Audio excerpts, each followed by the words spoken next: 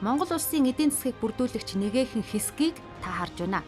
Энэ бол Дорногов аймгийн Хатан булаг суманд байрлах Монгол улсын ханги бомб. Монголын үндэсний олон нийтийн радио телевизийн Монголын мэдээ сувг Монгол улсын ханги бомбтод ажиллаж байна. За яг одоо миний ард харагдаж байгаа энэ авто тээврийн цуваа бол нүүрс Жонш төмрийн хөдөр ачсан тээврийн хэрэгсэл орох гарах нэг урсгалтай учир хил нэвтрүүлэлт удаан байгаа юм байна. За хэрвээ орох гарах урсгалыг 2-3 игнэтэй болгочих юм бол нэвтрүүлэх хүчин чадал 3-4 дахин нэмэгдэнэ гэдэг ийм тооцоолол гарсан байна. Бид яагаад энэ бомбоор эрдэс баялгаа зарах шаардлагатай вэ? Манай бомбын хариуцсан эсрэг тал маань өөрөө энэ Бугат, Ордос зэрэг хотуудын газар зүйн байршлууд ойрхон байдаг. Энэ хотуудад болохоор төмөрлөгийн болон гангийн томхон үйлдвэрүүд үйл ажиллагаа явуулдаг байна. Тэгэхээр тэр тухайн үйлдвэрүүдийн хэрэгсэл шаардлага мэдээж энэ нүүрс ашиг малтмуулууд байж идэг. Бүгд найрамдах Хятад ард улс зөвхөн ханги мандлын бомбоор 2022 онд 5 сая тонн нүүрс худалдаж авах сонирхлоо илэрхийлээд байна. Энэ хэрэгцээг хангахын тулд 25 аж ахуй нэгжийн 200 жолооч өдөр бүр энд тээвэрлэлт хийдэг. Тэд 100 км-ийн алсаас төмрийн хөдөр, нүүрс, Жонш тээвэрлэж байна. Өдөрт 100-аас 110 машин хил нэвтэрдэг. Ачаалал нь их л байна шүү дээ. Ачаалаа дийлэхгүй шүү дээ. Өчтөр ачиж тавиал өглөө орж шүү. Хоёр нь тэгэл сайжруулах юм их л баг шүү. Жишээ нь яаж сайжруулах вэ? Одоо нэг контейнер л ихсгмээр байна.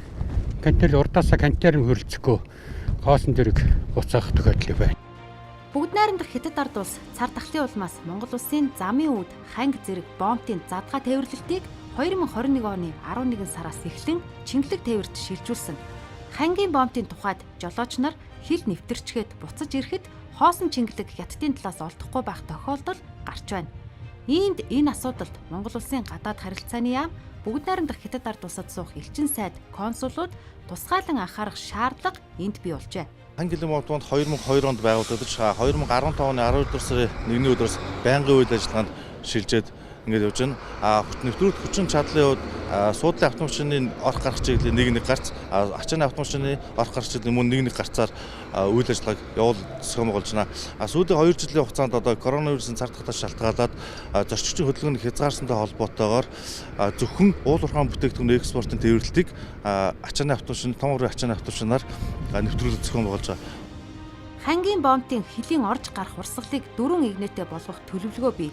Гэхдээ Хятад улсын мандлын бомбын бүтээн байгуулалттай уялдуулна. Энэ бомбоор нүүрс, төмрийн хөдөр, Жонш экспортлдог бол барилгын материал, техник, сэлбэг хэрэгсэл, өргөн хэрэглээний бараа импортлдог.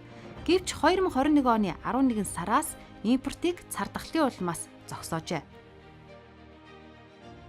Ерөнхийдөө бол Хятадын талд Чингэлгийнхаа тоог нэмээд тэр одоо нүүрс болгох одоо тэр агуулгынхаа багтаамжийг сайжруулад за тэгээд одоо юу гэдэг юм манайх одоо энэ бас энэ бомбтойгоо шинжилгээ, өргөдөл шинтгэлийн ажлыг хийгээд энэ олон замынхаа урсгалыг байгуулад ингээд явах юм бол экспортын бараа бүтээгдэхүүн бол нэмэгдэнэ.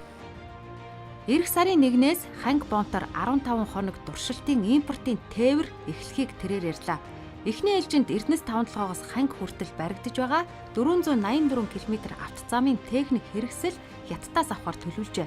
Хэрв туршилт амжилттай болвол Хятадаас ирэх импортын бусад барааг ханги бомбоор хүлээж авах боломж бүрдэнэ. Одоогийн ханги бомбын хүчин чадлын тухайд нүүрс ачиж буулгах, гайлын хяналтын 4 талбай, төмрийн хөдөр Жонш буулгах 1 талбай ажиллаж байна. Энэ хүчин чадлыг нэмэх шаардлагатай. Учир нь цаашид бомбыг чиглэх иргэд аж ахуй нэгжийн тоо өснө. Энэ үед ханги, зам, дэд бүтэц муу байж болохгүй. Тиймээс бомбыг өргөгдөх төсөл шин сэргэлтийн бодлогод тусжээ. Зураг төсөл нь гарсан байна. За эдийн засгийн хөгжлийн яамны хөгжлийн хөтөч гэдэг төсөл ажиллаж байгаа. За эхний ээлжийн төсөл маань замын үүд дээр бол амжилттай хэрэгжээд явж байна. Барилга байшин логистикийн төвүүд нь одоо өргөжөөр ингэ явж байгаа. За дараагийн ээлжинд бол хангилийн бомбыг өргөдөх ажил хийгднэ гэсэн ийм төлөвлөгөөтэй бол байна. За нөгөө талаар бид нар энэ хүрээнд энэ жилдээ бас сайн шанд өртөг, зүүн баян өртөг өргөдөх ажил хийгдэх ёстой. Ингэжээж одоо бид нөгөө босоо тэмүүлгийн нэг зам дээр очиж байгаа ачааллыг тэнцвэржүүлж харилцан одоо зорчих энэ боломжийг нь бол цаг хугацааны хувьд хэмнэх ийм бодлоготой бол ажиллаж байгаа юм аа. Нийт 30 орчим байгууламж ханги бомбтод баригдана. Ингэснээр химийн болон мал амьтны гаралтай бараа, мөн хүнс тээвэрлэх боломж бүрдэх юм. Бомбын үндсэн барилга, ажилчдын орон сууц, штабын байр энд бий. Харин эрентгийн тоног төхөөрөмж, ачаа тээврийн агуулга, иж бүрэн лаборатори, задгаа агуулга, эрчим хүчний дэд станц, зам зэрэг барилгыг нэмж барина. Хангийн бомбын нэг тулгамдсан асуудал нь эрчим хүчээ бүгд найрамдах Хятад ард улсаас авч байна. 30 орчим айл 20 гаруй байгууллага эрчим хүч хэрэглэдэг. Гэвч ханги алстаа замын үд шиг эдийн засгийн гол бүс нутаг болох холын зорилготой. Энэ үед эрчим хүчээ дотоодоосоо хангасан байх шаардлага үүсэж байна. Төслийнхөө тендерийг зарлаад ингээд байж байгаа. Алстаа бол Хатан булаг сумаас 35 км-ийн 100 км агаарын шугам, ханги дээрээ 35 10 км-ийн 2500 кВт чадалтай дэд станц баригдаж ханги хилийн бомбын цахилгаан эрчим хүчийг хангах юм төлөвлөгөөтэй ажиллаж байна. Цар тахлын дараах эдийн засгийг сэргээхэд хөгжлийн хязгаарлагч хүчин зүйл олон байна. Түүний нэг нь зам тээврийн хөгжил, дэд бүтэц. Ялангуяа уул уурхаа дагсан бомбтууд зам сайн хөгжсөн байх ёстой. Энэ нь нэг талаараа байгаль орчинд ээлтээж, нөгөө талаараа гадаад худалдааны эргэлтэд эерэг нөлөө үзүүлнэ. Бид ханги бомбтод ажиллах үеэр нэг таатай зүйл олж харсан нь замын бүтээн байгуулалт байлаа. Тодорхойлбол Эрдэнэс 5-7-оос ханги хүртэл 484 км автозам энд баригдаж байна. 2022 онд ашиглалтад орох зорилготой. Мөн Зүүн Баян ханги чиглэлийн 226 км төмөр замын ажил энд эхэлжээ. Үндсэндээ Дорноговь аймгийн Хатан булаг сум эдийн засгийн чөлөөт бүс болох боломж бүрдсэн гэхэд хэлцдэггүй. Хангийн бомбоор экспортод гардаг уул уурхайн түүх эдийн үнийн тухайд жонш 1 тонн нь 300-аас 370 доллар, төмөр 1 тонн нь 109-өөс 128 доллар, нүүрс 1 тонн нь 100-аас 327 Америк доллар байна. Шин сэргэлтийн бодлого. Хоёр том гүрний дунд оршдог далайд гарцгүй Монгол орны хувьд урд хойд хөрштэй найрсаг харилцаатай байж гэмээр гадаад худалдааны эргэлтийг эрчимжүүлнэ.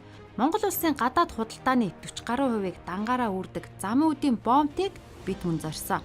Эхэлж очсон газар бол бомбын шинээр баригдаж байгаа барилгын бүтээн байгуулалтын ажил. За энэхүү бомбд ашиглалтад орсноор зорчигч тээвэр нэвтрүүлэх хүчин чадал 4 дахин, ачааны тээврийн хэрэгсэл нэвтрүүлэх хүчин чадал 3 дахин, суудлын тээврийн хэрэгсэл нэвтрүүлэх хүчин чадал 7 дахин нэмэгдэх юм а. Замын үд бомбтод ачаа тээврийн болон зорчигч тээврийн терминал шинээр барьж байна. Монгол улсын засгийн газар сангийн яамны захиалгаар бүгд найрамдах Хятад ард улсын Жүмвэ инженеринг групп шинэ бомбыг энд барьж байна. Тооцоолсноор шинэ терминал энэ онд ашиглалтад орох ёстой. Бүгд найрамдах Хятад ард улс эх 6 дугаар сараас хилээ нээж магадгүй гэсэн таамаг байна. Хил нээгдэх үед зорчигч тээврийн орж гарах урсгал өмнөх шигэ хил ам таталтгүй болсон байх шаардлагатай юм а. За биний ард талд харагдж байгаа энэ бол гол үндсэн терминалын барилга байна. За энэ терминалын барилга маань одоогоор 80 орчим хувьтай байна. За нийт энэ зорчигчийн талбайн ажлын гүйцэтгэл бол 60% байна. Энэ жилдээ багтаагаад бидний энэ бүтээн байгуулалтын ажлыг дуусгана гэсэн юм төлөвлөгөөтэй байна. Гадаад худалдааны хамгийн ойрхон цэгт энэ бүтээн байгуулалт хийгдэж байна. Гэвч нэг захиалсан бараа нь 2 сар болж байж ирдэг зэрэг асуудал үүссэнийг тэрээр ярьлаа. Энэ нь Монголын талаас шалтгаалаагүй. Тодорхойлбол бүгд найрамдах Хятад ард улсын Ирээн хотын тэг зэгт буусан ачааг хятадууд суглааны зарчмаар Монгол руу хил нэвтрүүлж байгаатай холбоотой. Манай яг энэ төслийн бараа материал, за тэгээд энэ бараа материалын тээвэрлэл ажиллах хүчин одоо орж ирэх асуудал ингээд хүндрэлтэй болсон улмаас ингээд төслийн хугацаа бол хойшлогдоод байгаа. За одоо онцлол 1 номерын шалган нэвтрүүлэх зохицлбарын барилгын одоо дотор заслын бараа материалууд яаралтай нэн дэргэнд орж ирэх шаардлагатай байгаа. Цар тахлаас хойш замын үд бомбтод нэг үе бодвол зохион байгуулалттай тээвэр явагдаж байна. Зэвсэгт хүчний 50 жолооч 2 хилийн дундах тэг цэгээс ачааг тээвэрлэж чөлөөт бүсээр дамжуулан логистикийн төвд чингэлэг тээврийг буулгадаг. Ирэх 4-р сарын 15 хүртэл энэ тээвэр үргэлжилнэ. Чингэлэг тээврийг төрийн оролцоотой тээвэрлснээр төр сард 2-3 тэрбум төгрөгийн ачааллыг үүрч байгааг албаныхан ярьжууллаа. Өнөөдөр тэг цэгээс логистикийн төв хүртэлх тээврийн үн 500 мянган төгрөг.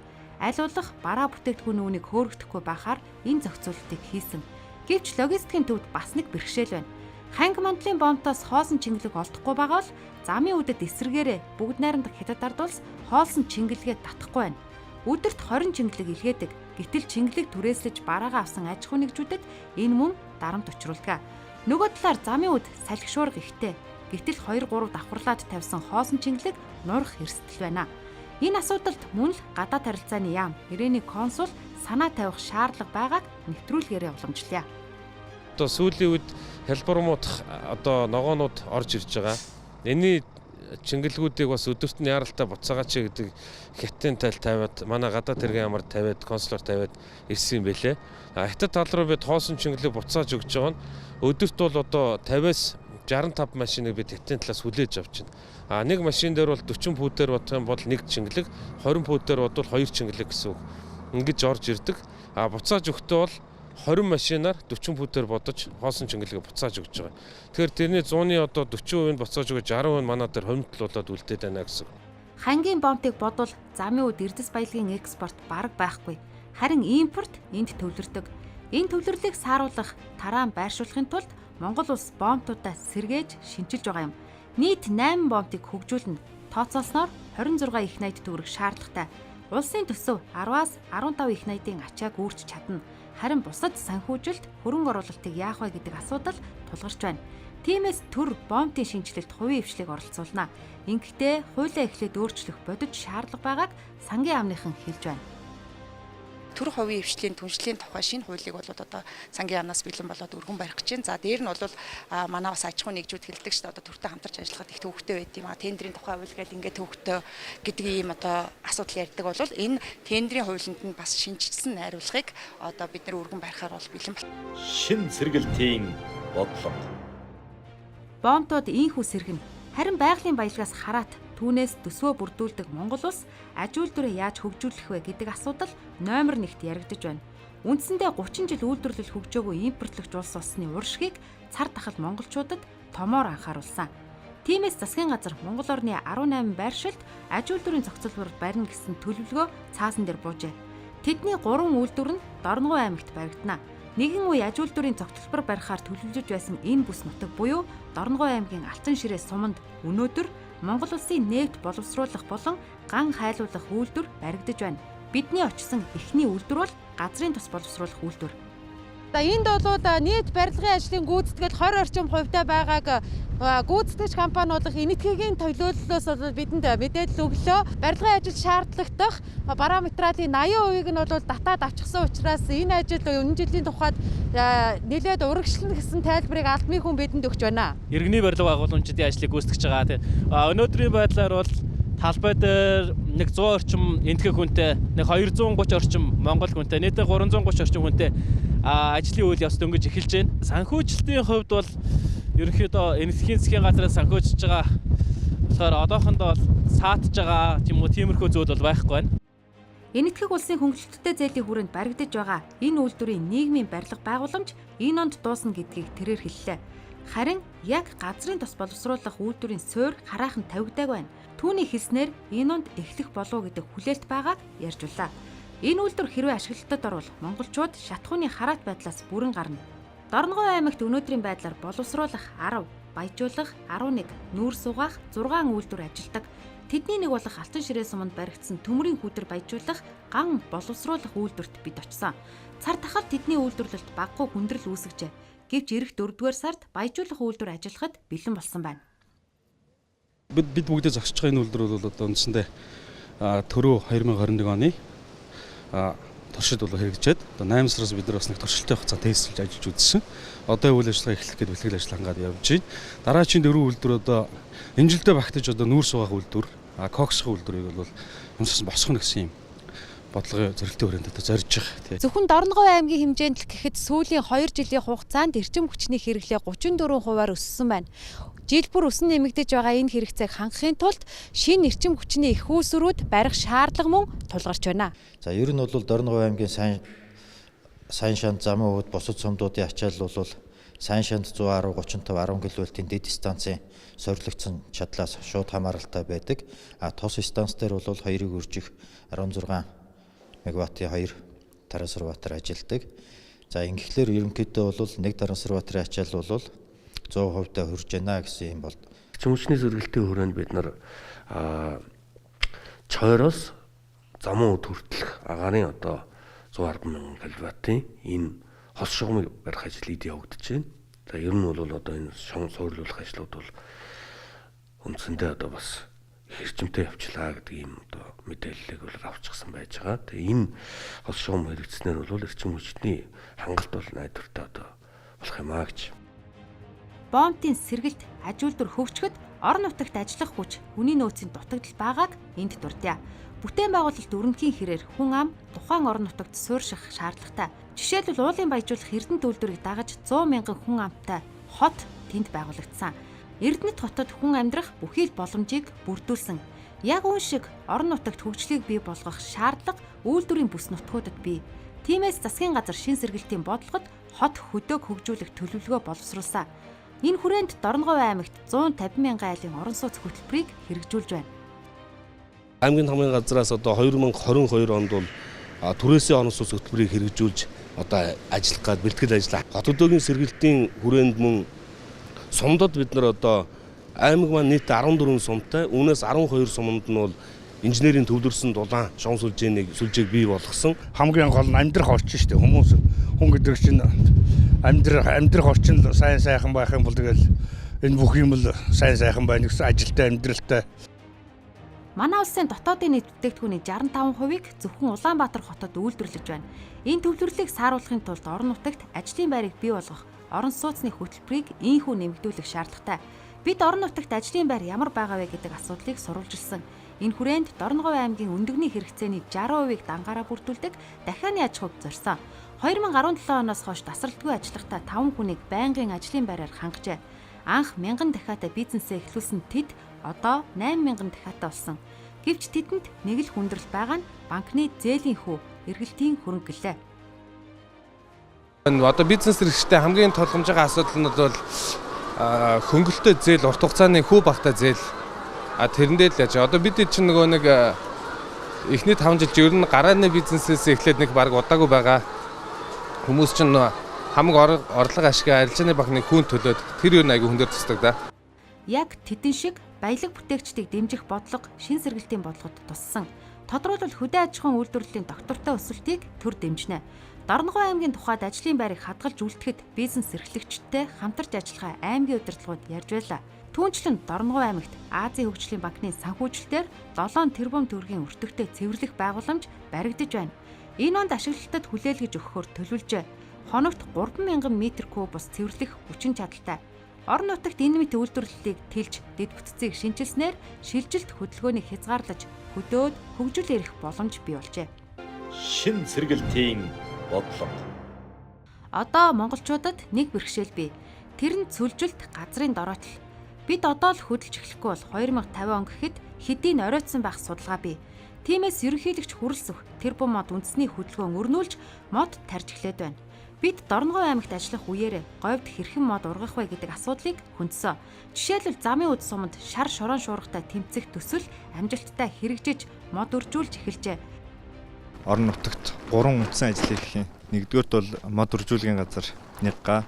Тэгээ хоёрдугаарт 5 га хамгаалтын ногоон бүс, 3-дугаарт 2 км зам хамгаалах зурус байгуулах юм. За тэгээ энэхүү ажлаа гүйцэтгэхийн тулд замын үд сумын Бурханбаян мөрд орон нутгийн өмчит үйлдвэрийн газрыг чадварчуулад тэгээд тэр чадварчуулах явцаараа үйл ажиллагаагаа хэрэгжүүлэх юм байна. Бомтын дэд бүтцийг одоо шинжлэх хөгжлийн өтөч дэд бүтц гэсэн төсөл замын үд сумд хэрэгжиж байгаа. За үүний хүрээнд бол дулааны станц гэдэг саяхан манайд ашиглалтанд орсон. Одоо саарл ус боловсруулах одоо байгууламж маань туудахгүй ашиглалтанд орно. Хэрв саарл ус ашиглаад эхэлвэл шин сэргэлтийн бодлогод туссан ногоон хөгжил замын үд суманд төдийгүй говийн бүсэд амжилттай хэрэгжихнэ. Харин аймгийн хэмжээнд 2030 он хүртэл 2 сая ширхэг мод тарих зорилт тавьсан байна. Ингэснээр 50000 хүн ажлын байраар хангагдах боломж бүрдэнэ. Шин сэргэлтийн бодлого хөрсөн дээрээ хэрхэн хэрэгжих вэ гэдэг мэдээллийг бид энэ удаагийн томилолтоос ирлээ нэвтрүүлэхээрээ ийхүү хөндлөө.